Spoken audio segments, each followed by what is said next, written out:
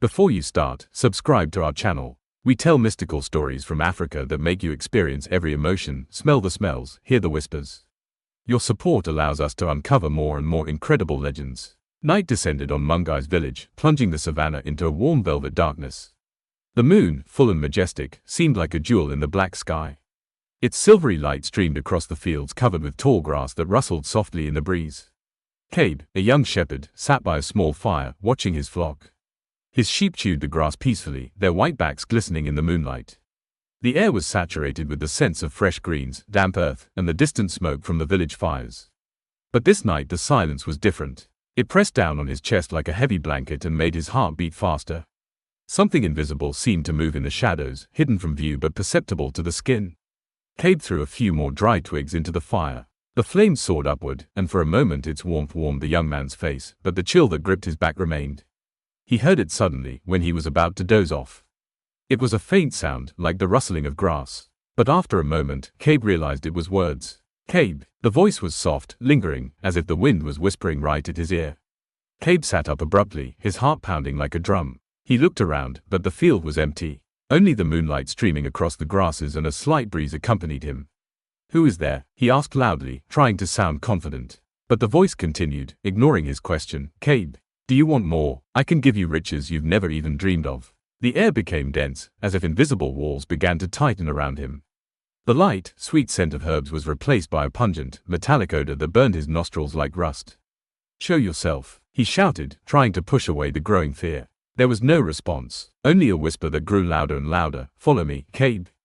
I will show you the way." Cabe felt the voice mesmerizing him. He left the fire and his herd as if he had forgotten everything.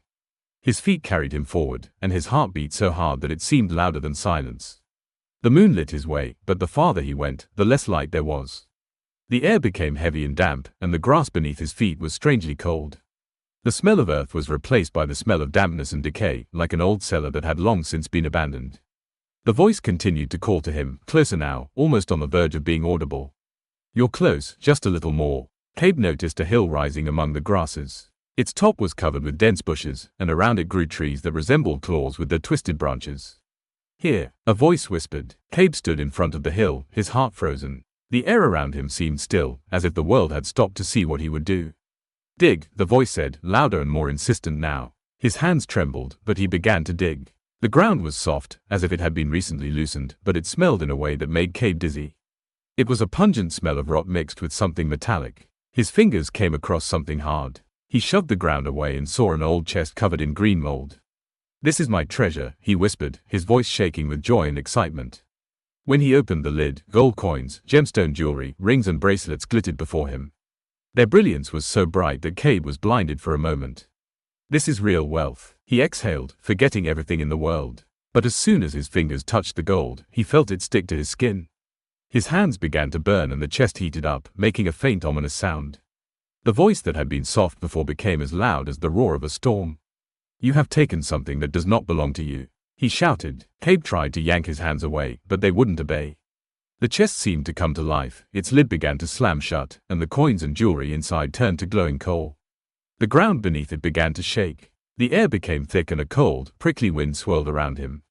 "Let me go," Cabe shouted, but his voice was drowned out by the noise. The last thing he saw was the light of the moon, which grew dimmer and dimmer. And then it all disappeared. The next morning his flock was found by the hill. The sheep stood in complete silence, their eyes were empty and their wool seemed wet, as if they had been caught in a rain that hadn't been. Cabe was not seen by anyone. Only his blanket and the campfire burning out in the field reminded them that he was here.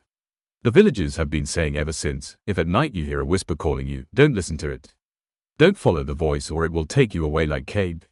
Do you think you could resist such a temptation? Write your thoughts in the comments and don't forget to subscribe to our channel to hear more stories that make your heart beat faster.